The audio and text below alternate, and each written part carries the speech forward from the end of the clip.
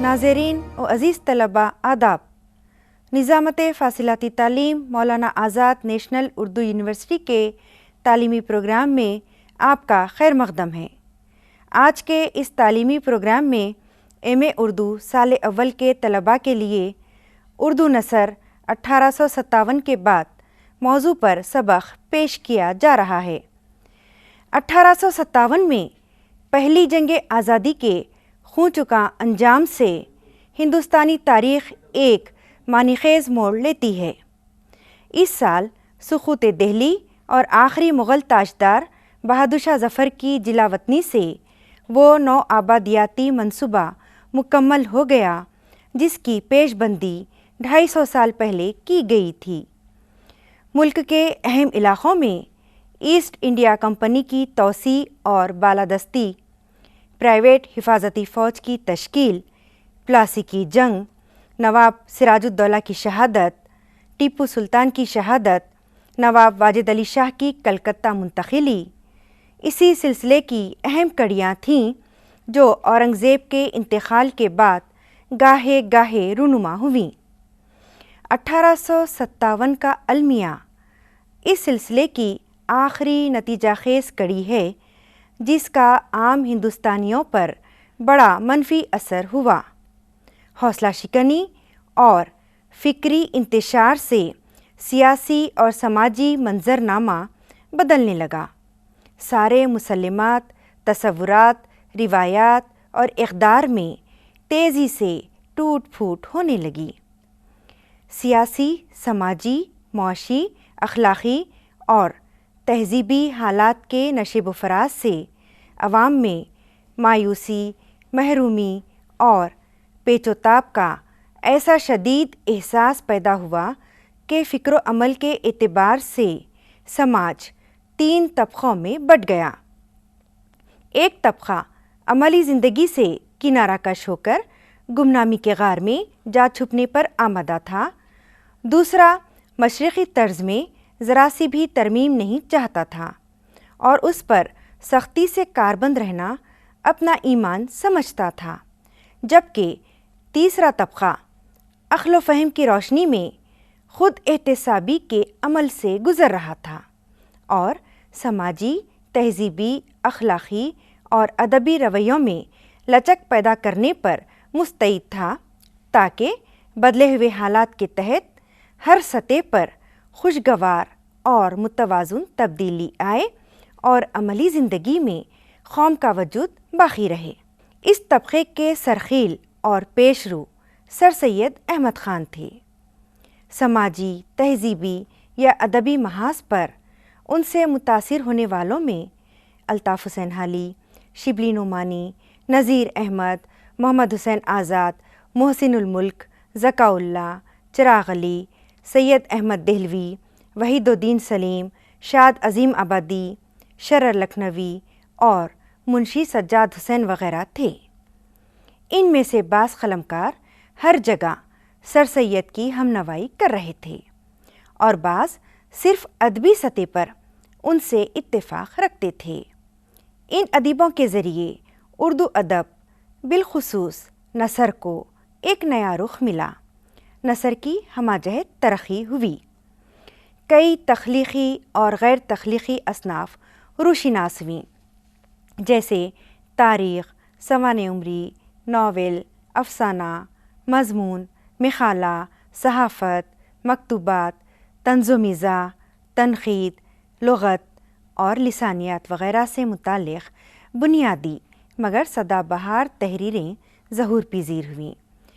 چونکہ نثر کے اس عہد زرین کی پشت پر سر سید کی حرک کی شخصیت تھی اور علی گڑھ سے شروع ہونے والی تعلیمی اور ادبی جدوجہد کی گونج سارے ملک میں سنائی دینے لگی تھی، اس لیے اسے سر سید تحریک یا علی گڑھ تحریک کا عہد بھی کہا جاتا ہے۔ سر سید کا عہد اردو نثر کی تاریخ میں بڑی اہمیت رکھتا ہے، اسے جدید نثر کا دور بھی کہتے ہیں۔ اردو نثر سر سید سے پہلے قصے کہانیوں تک محدود تھی اور اس کا طرز بیان بھی عام طور پر پرتکلف اور پرتصنع ہوا کرتا تھا۔ نثر نگاری کی اس قدیم روش کو سر سید سے پہلے غالب نے ترک کیا۔ انہوں نے اپنے خطوط میں سادہ، سلیس اور ایسی زبان استعمال کی جو بول چال کی زبان سے قریب تھی۔ ان کا انداز تحریر بے تکلف اور بے ساختہ تھا۔ سر سید نے قدیم انداز تحریر کو ترک کر کے نیا انداز تحریر نہ صرف خود اختیار کیا بلکہ دوسروں کو بھی اس کے لیے آمادہ کیا۔ سر سید نے ہر موضوع کے مطابق ایک نیا اسلوب اختیار کیا، جس کی وجہ سے اردو نثر نے ایسی ترقی کی کہ وہ ہر قسم کے مضامین اور علمی موضوعات کو بیان کرنے کے قابل ہو گئی۔ آئیے اب ہم اس دور کی نثری اصناف کا جائزہ لیں گے۔ تاریخ نگاری۔ تاریخ کسی علاقے، ملک یا دنیا میں رونما ہونے والے اہم اور یادگار واقعات اور دوسرے متعلقات کی ایک زمانی دستاویز ہوتی ہے۔ علامہ شبلی اس عہد کے ایک اچھے مورخ ہیں۔ انہوں نے المامون اور الفاروق جیسی اہم کتابیں لکھیں۔ ان کتابوں میں متعلقہ دور کے ماحول، سماج، سیاست اور تمدن کی تفصیل درج کرتے ہوئے مذکورہ شخصیتوں کی زندگی اور کارناموں پر روشنی ڈالی ہے۔ سر سید کی کتابیں تاریخ سرکشی بجنور اور اسباب بغاوت ہند خالص تاریخ تو نہیں مگر تاریخی حوالہ رکھتی ہیں۔ محمد حسین آزاد کی دربار اکبری اور قصص ہند بھی تاریخی نوعیت کی اچھی کتابیں ہیں۔ ان کے ہم عصر ذکاء اللہ کی تاریخ ہندوستان، شاد منیری کی ریاض تربیت، بھوانی لال کی کلیہ تاریخ ہندوستان، شاد عظیم آبادی کی تاریخ صوبہ بہار، خدا بخش خاں کی تاریخ عظیم آباد، سید احمد دہلوی کی بزم آخر وغیرہ بھی تاریخ کی قابل ذکر کتابیں ہیں جو 1914 تک لکھی گئیں اور اردو نثر کی ترقی کا سبب بنی۔ سوانح عمری۔ 1857 کے بعد کئی سوانح عمریاں لکھی گئیں۔ شبلی اور حالی نے اس پر خاص توجہ دی۔ شبلی نے مسلمانوں کی عہد ساز شخصیتوں کی سوانح لکھ کر قوم کو مشعل راہ دکھائی ہے۔ مولانا روم، النعمان اور الغزالی ان کی اہم سوانح ہیں، جس میں انہوں نے صرف ان شخصیتوں کی زندگی کے حالات ہی نہیں بلکہ ایک مورخ کی طرح اس دور کے مسائل اور تاریخی واقعات بھی بیان کیے ہیں۔ حالی ایک بہترین سوانح نگار تھے۔ حالی سے پہلے بھی سوانح عمریاں لکھی جاتی تھیں، لیکن سوانح نگاری کے تقاضوں کو ان میں پورا نہیں کیا جاتا تھا۔ انسان کو بحیثیت انسان کے پیش کرنے کی کوشش نہیں کی جاتی تھی، یا تو اسے فرشتہ بنا دیا جاتا تھا یا پھر اس میں ایسی غیر معمولی صفات دکھائی جاتی تھیں جو عام انسانوں میں نہیں پائی جاتیں۔ حالی نے اس روش کو ترک کیا اور جس کی بھی سوانح لکھی اس کو ایک انسان کی طرح پیش کیا۔ ان کی 3 سوانح عمریاں ہیں: حیات سعدی، یادگار غالب اور حیات جاوید۔ حیات سعدی میں شیخ سعدی کی سوانح سے زیادہ ان کے کلام اور دوسری تصنیفوں کا جائزہ پیش کیا گیا ہے۔ یادگار غالب میں غالب کی شخصیت کی عظمت اور دلاویزی کو بہترین طور پر نمایاں کیا ہے، لیکن اس کے ساتھ ہی بڑی عمدگی اور بے حد سلیقے سے ان کی میخواری، خمار بازی اور دوسری کمزوریوں کو بھی پیش کیا گیا ہے، جبکہ حیات جاوید میں سر سید کی فعال علمی اور سماجی شخصیت کے علاوہ ان کے عہد کو بھی پیش کیا گیا ہے۔ ان دونوں جید ادیبوں کے علاوہ عبدالغفور شہباز نے نذیر اکبر آبادی کی سوانح عمری زندگانی بے نظیر لکھی۔ عرش گیانوی نے استاد شاعر تسلیم کی سوانح حیات جاویدانی لکھی۔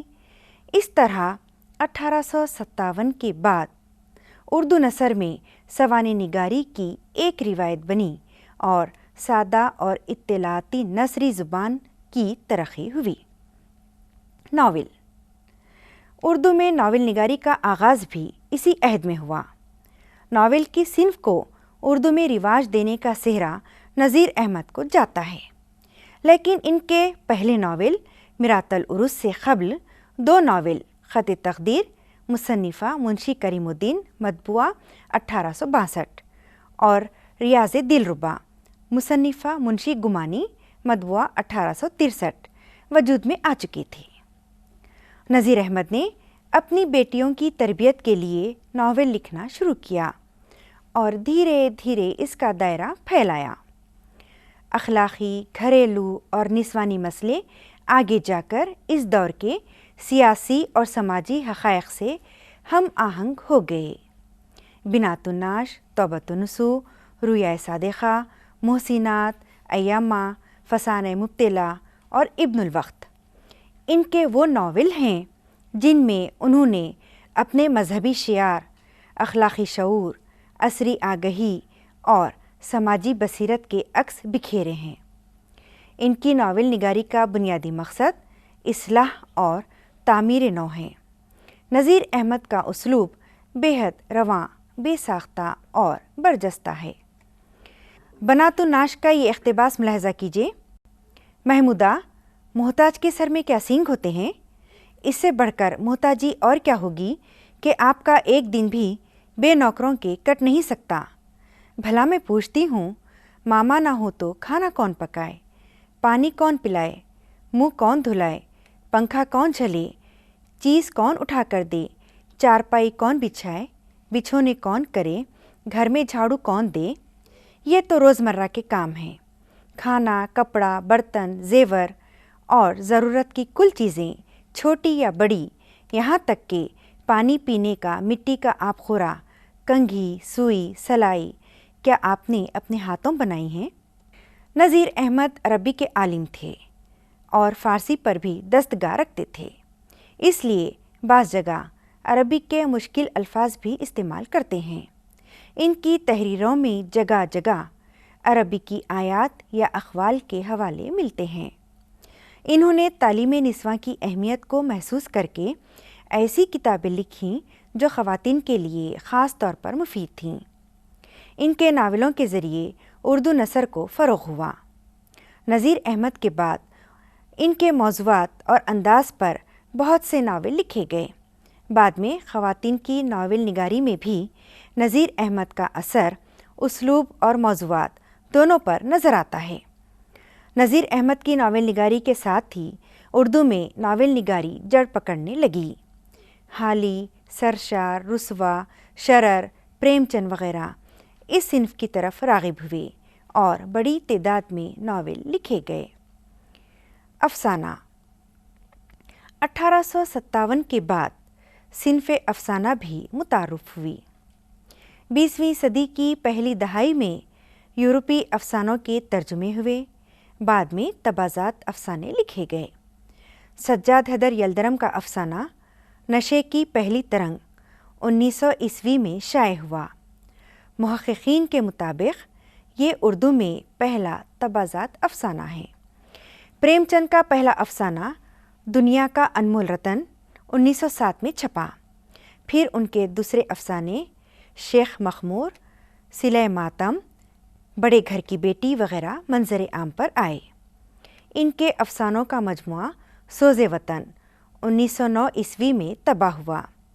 یہ اردو میں تبازات افسانوں کا پہلا مجموعہ ہے۔ نیاز فتح پوری نے اپنا پہلا افسانہ ایک پارسی دوشیزہ کو دیکھ کر 1910 عیسوی میں لکھا، جو 1913 عیسوی میں چھپا۔ اس کے بعد افسانہ نگاری کا سلسلہ چل پڑا اور آج تک بے شمار افسانے لکھے گئے۔ ڈرامہ۔ ڈرامہ ادب کی قدیم ترین صنف ہے۔ اس میں مکالمہ و پس منظر اور حرکت و عمل کے ذریعے کوئی قصہ یا واقعہ پیش کیا جاتا ہے۔ اردو میں ڈرامے کی روایت 19ویں صدی کے وسط میں واجد علی شاہ کے رہسوں اور سید آغا حسن امانت لکھنوی کے اندر سبھا سے شروع ہوئی۔ رہسوں اور اندر سبھا کی زبان منظوم تھی۔ ان کی عوامی مقبولیت کی بنا پر 1887 عیسوی میں مرزا ہادی حسن رسوا نے اپنا مشہور ڈرامہ مرقع لیلا مجنوں بھی نظم میں لکھا۔ تاہم انہی ایام میں نثری ڈرامے لکھنے کا چلن ہوا۔ اب تک کی تحقیق کے مطابق بہرام جی فردوں جی کا ترجمہ کیا ہوا ڈرامہ خورشید اردو میں نثری ڈرامے کا پہلا نقش ہے۔ اسے گجراتی ڈرامے سے 1871 عیسوی میں ترجمہ کیا گیا۔ اس کے بعد سید ابو الفضل الغیاث کا تبازات نثری ڈرامہ سہولت عالمگیری 1875 عیسوی میں کلکتے میں چھپا۔ پھر نواب سید محمد آزاد کا نوابی دربار 1878 میں اودھ پنچ میں شائع ہوا۔ ستوت تیموری، بلبل بیمار، لیل و نہار، نازاں وغیرہ ابتدائی دور کے ڈرامے ہیں جو نثر میں لکھے گئے یا نثر و نظم دونوں کا مجموعہ ہے۔ یوں تو 19ویں صدی کے آخری دور میں کئی نثری ڈرامے لکھے گئے اور ڈھاکہ، کلکتہ اور ممبئی میں اسٹیج بھی ہوئے، مگر منظوم ڈراموں کا سحر ٹوٹا نہیں تھا۔ اس دور میں نثری ڈرامے زیادہ مقبول نہیں ہو سکے۔ اسلوب کے لحاظ سے ان ڈراموں کی نثر ابتدا میں مخفف یا شعریت آمیز تھی، مگر جلد ہی عام بول چال میں بھی مکالمے لکھے جانے لگے۔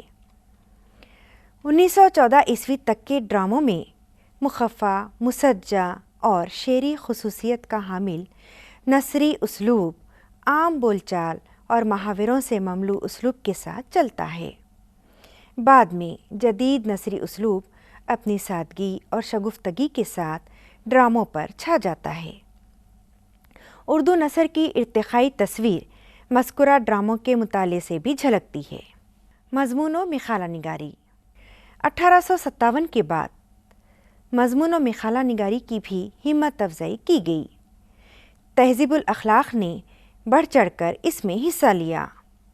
تقلید پرستی، توہم پرستی، جہالت، کاہلی، رسم و رواج، خوشامد، تعلیم کی اہمیت، اپنی مدد آپ، امید کی خوشی وغیرہ ایسے اہم اور اچھوتے موضوعات ہیں جن پر سر سید نے بڑی جرأت کے ساتھ مضامین لکھے۔ ان کے مضامین مخالے اور خطبات کی خصوصیت یہ ہے کہ وہ آسان، سلیس اور عام فہم زبان میں لکھے گئے ہیں۔ انہیں ہر طبقے کے لوگ پڑھ اور سمجھ سکتے ہیں۔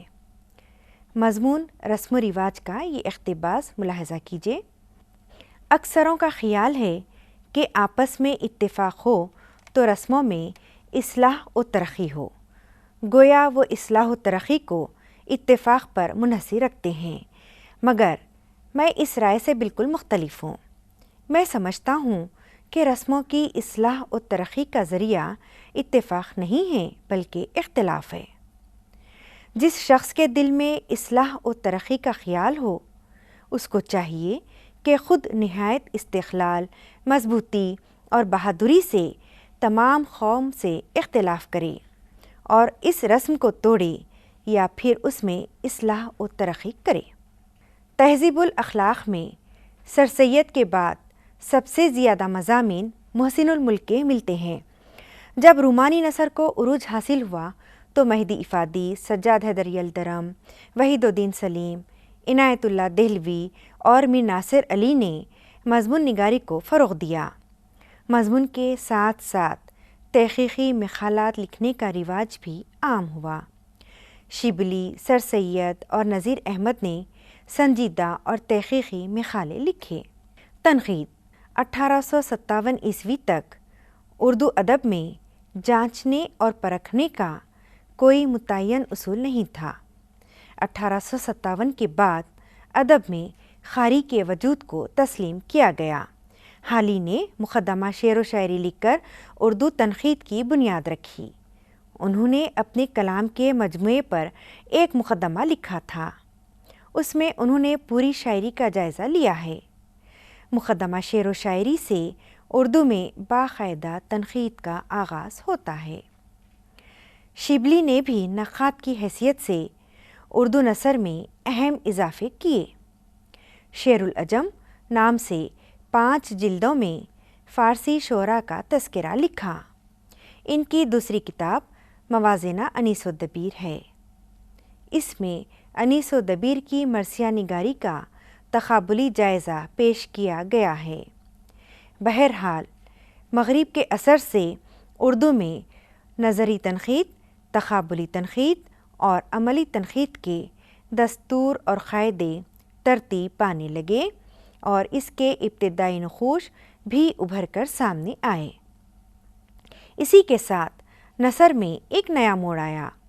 بیانیہ میں بہت سی اصطلاحیں رائج ہوئیں جن کا تعلق تشریح، وضاحت اور تجزیے کے علاوہ علم عروض اور علم بیان سے ہے۔ اس لیے کہا جا سکتا ہے کہ اردو میں تنقید کے چلن سے نثر کے دائرے میں وسعت پیدا ہوئی۔ طنز و مزاح۔ طنز و مزاح انسان کی خوش طبعی، حاضر دماغی اور لطیف تیز رو فکری میلان کا آئینہ دار ہے۔ اس کا اظہار تکلم اور تحریر دونوں میں ہوتا ہے۔ حکایتوں، قصوں اور داستانوں میں کہیں کہیں پرمزاح جملے مل جاتے ہیں۔ غالب کے خطوط میں بھی کئی جگہ ظریفانہ کرنیں پھوٹتی ہیں، مگر طنز و مزاح نگاری کا باقاعدہ آغاز لکھنؤ کے اخبار اودھ پنچ سے 1877 عیسوی میں ہوا۔ اس میں سرشار، سجاد حسین، مرزا مچھو بیگ ظریف، جوالا پرساد برق، احمد علی شوق، نواب سید محمد آزاد وغیرہ نے انسانی کمزوریوں، اخلاقی گراوٹ، معاشی بدحالی اور سماجی برائیوں پر تیکھی نظر ڈالی اور دل کھول کر ہنسنے ہنسانے کے مواقع پیدا کیے۔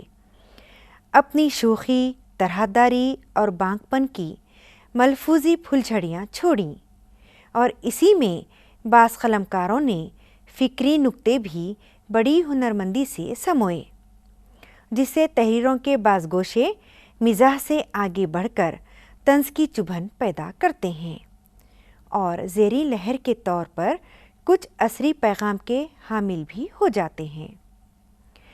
اودھ پنچ کے لکھنے والے ادیب 20ویں صدی کے پہلے 2 دہوں میں بھی چھائے رہے اور طنز و مزاح کا ایک دفتر جمع ہو گیا۔ مجموعی طور پر دیکھا جائے تو ان تحریروں میں ایڈیسن کی طرح کا لطیف مزاح بھی ہے، والٹیر کا تیز اور طرب انگیز طنز بھی ہے اور ہندوستانی چوپال والا پھکڑ پن، ٹھٹول اور ذاتیاتی چھیڑ چھاڑ بھی ہے۔ اگر کمزور مضامین کو نظر انداز کرتے ہوئے طنز و مزاح کے جامع اور پائیدار مضامین اکٹھا کیے جائیں تو اس عہد میں روایت ساز تحریروں کا ایک ایسا وسیع ذخیرہ ملے گا جس کی حیثیت اردو طنز و مزاح کی کائنات کے محور کی سی ہے۔ مکتوبات۔ اس بات سے آپ بخوبی واقف ہیں کہ انسانی شخصیت کے مطالعے میں دوسری تحریروں کے ساتھ مکتوبات کی بھی اہمیت ہے۔ کئی ادیبوں کے مکاتیب ادب عالیہ میں شمار ہوتے ہیں۔ اردو میں غالب کے مکتوبات شاہکار کا درجہ رکھتے ہیں۔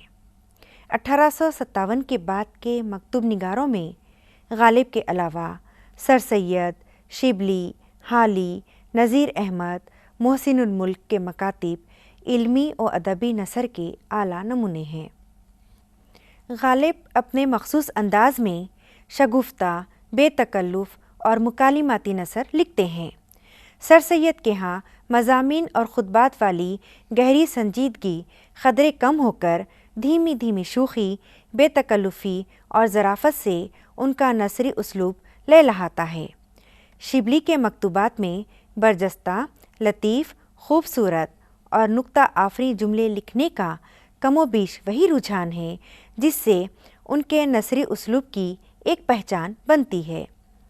حالی، نذیر احمد اور محسن الملک کے مکاتب میں سادگی، سلاست اور روانی کے علاوہ ایک طرح کا تدریسی انداز ملتا ہے۔ ان کے مزاج کا بنیادی عنصر پند اور نصیحت میں عیاں ہوتا ہے۔ خاص طور سے نذیر احمد نے اپنے بیٹے بشیر احمد کے نام جو مکاتب لکھے ہیں وہ حد درجے نصیحت آمیز ہیں۔ سر سید اور ان کے معاصروں کے مکاتب اگر موضوعاتی اعتبار سے دیکھے جائیں تو ان میں ذاتی باتوں کے علاوہ مشرقی اور مغربی زبان و ادب، عصری تعلیم، تہذیب، سائنس، اخلاق اور مذہب وغیرہ پر خیال افروزی ملے گی۔ اس لیے ان قلمکاروں کی شخصیت اور کارناموں کے مطالعے میں ان کے مکاتب اہم درجہ رکھتے ہیں۔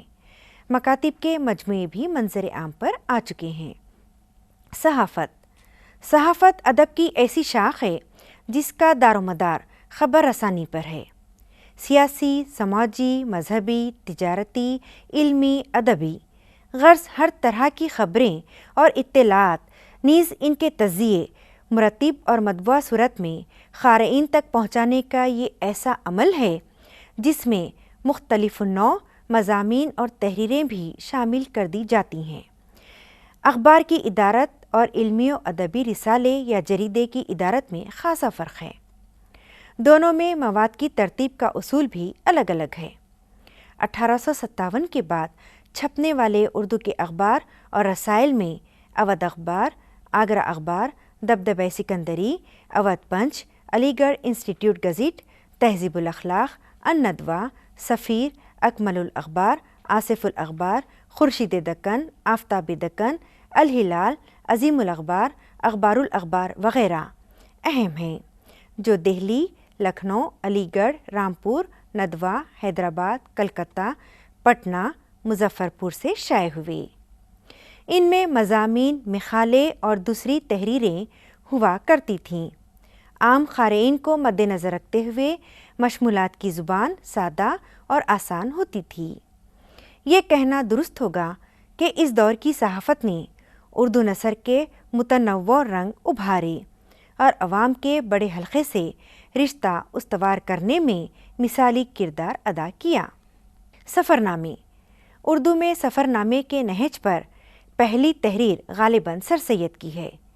وہ اپنے سفر لندن کے اہم حالات و واقعات مضامین و خطوط میں لکھ کر بھیجا کرتے تھے۔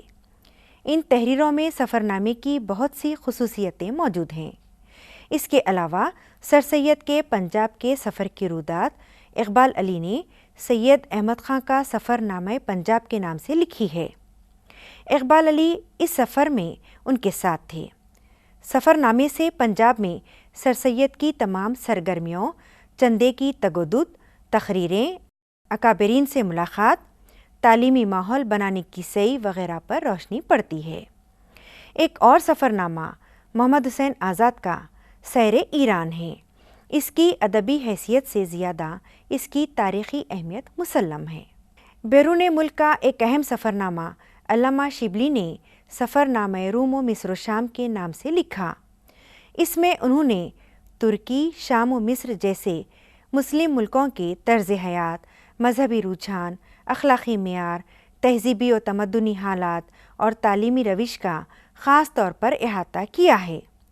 قاہرہ، بیت المقدس، بیروت اور قسطنطنیہ وغیرہ کے اہم مقامات کی خاصی تفصیل لکھی ہے۔ اسکول، کالج، مدرسے، کتب خانے، اخبار، قلمکار اور ان کی تصانیف وغیرہ کے مشاہدوں سے بھی نتائج اخذ کیے ہیں۔ وہ ایک عالم تھے، اس لیے سیاسی ڈھانچے، عدلیہ، انتظامیہ اور سماجی نظام پر زیادہ توجہ نہیں دیتے ہیں، ورنہ ان کا سفر نامہ اور جامع ہوتا۔ پھر بھی اس کے بین السطور میں بہت سی باتیں کہی گئی ہیں۔ غرض کہ اس دور میں سفر نامے لکھنے کی کوشش کی گئی اور جو ایک آدھ نمونے سامنے آئے وہ نثری شہ پارے کا درجہ تو نہیں رکھتے، لیکن عصری دستاویز ضرور کہے جا سکتے ہیں۔ اس دور میں ادبی کتابوں کے علاوہ محمد حسین آزاد نے کئی درسی کتابیں، اردو ریڈرز، خند پارسی، لغت اردو، قواعد اردو و فارسی، حکایات آزاد وغیرہ بھی ترتیب دیں۔ نذیر احمد نے منتخب الحکایات، چند پند، نصاب خسرو، رسم الخط، مبادی الحکمت وغیرہ لکھیں۔ جلال لکھنوی کی سرمایہ زبان اردو، تنقیح اللغات اور مفید الشعر، اور سید احمد دہلوی کی تیفلی نامہ، ہادی النساء، علم اللسان اور فرہنگ آصفیہ معروف کتابیں ہیں۔ اسی نو پر رشات صغیر، صغیر بالگرامی، رسالہ سرمہ تحقیق، شوق تیموری بھی عمدہ تحریریں ہیں۔ اس کے علاوہ قانون، جغرافیہ، مالگزاری کا دستور، سائنس، معاشیات، اصطلاحات، ادبی و تکنیکی وغیرہ پر بھی رسالے اور کتابیں لکھی گئیں یا دوسری زبانوں سے ترجمہ کی گئیں۔ عزیز طلباء، آج کے اس پروگرام میں ایم اے اردو سال اول کے طلباء کے لیے اردو نثر 1857 کے بعد موضوع پر سبق پیش کیا گیا۔ اس موضوع پر مزید معلومات کے لیے آپ ان کتابوں سے استفادہ کر سکتے ہیں۔ تاریخ ادب اردو، پروفیسر نور الحسن نقوی۔ تاریخ ادب اردو، اعجاز حسین۔ داستان سے افسانے تک، وقار عظیم۔ سر سید اور ان کے رفقا، سید عبداللہ۔ اردو تنقید کا ارتقاء، عبادت بریلوی۔ 20ویں صدی میں اردو ناول، پروفیسر یوسف سرمست۔ ہمارا یہ پروگرام آپ کو کیسا لگا؟ آپ اپنی رائے ہمیں اس پتے پر روانہ کیجیے گا۔ ہمارا پتہ ہے: نظامت فاصلاتی تعلیم، مولانا آزاد نیشنل اردو یونیورسٹی، گچی بولی، حیدرآباد 500032۔ اگلے پروگرام تک کے لیے ہمیں اجازت دیجیے۔ خدا حافظ۔